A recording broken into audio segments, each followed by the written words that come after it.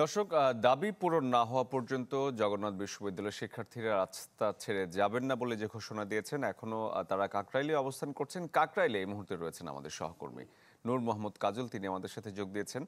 কাজল, এই মুহূর্তে কাকরাইলের পরিস্থিতিকে এবং যারা অবস্থান করছেন তারা কি বলছেন সবশেষ?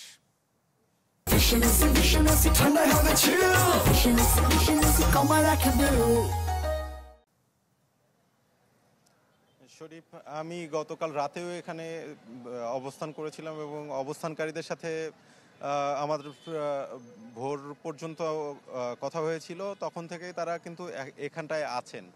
এখনও সকালে তারা অবস্থান কর্মসূচি পালন করছেন এবং তাদের পূর্ব ঘোষিত যেই কর্মসূচি এবং তারা যে ঘোষণা দিয়েছিলেন যে তাদের 70% আবাসন ভাতা সহ যে দাবি, আরও 3টি দাবি ছিল, সেটি পূরণ না হওয়া পর্যন্ত কিন্তু তারা কাকরাইল মোড়েই অবস্থান করবেন বলে গতকাল রাতে জানিয়েছিলেন।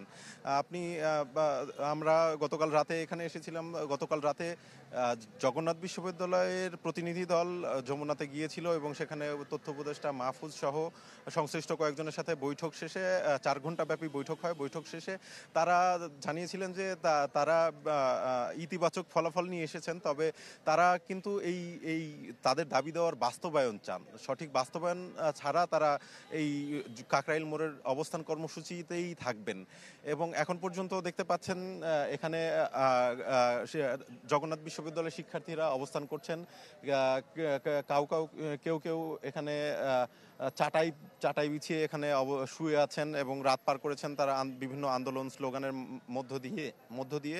এবং সকালেও কিন্তু সেই ধারাবাহিকতায় তাদের আন্দোলন অবস্থান কর্মসূচির যে ঘোষণা ছিল সেটিতেই তারা অনড় আছেন এখন পর্যন্ত।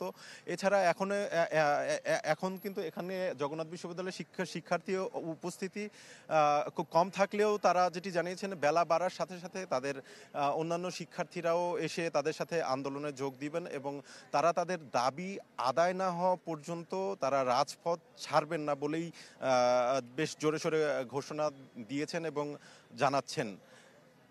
তো শরীফ, জগন্নাথ বিশ্ববিদ্যালয়ের 3 দফা দাবিতে কাকরাইল মোড় থেকে এই ছিল আমার কাছে কাজল, সর্বশেষ। আমরা বুঝতে পেরেছি আপনার বক্তব্য। ধন্যবাদ আপনাকে। দর্শক, কাকরাইল থেকে সহকর্মী নূর মোহাম্মদ কাজল যোগ দিয়েছিলেন।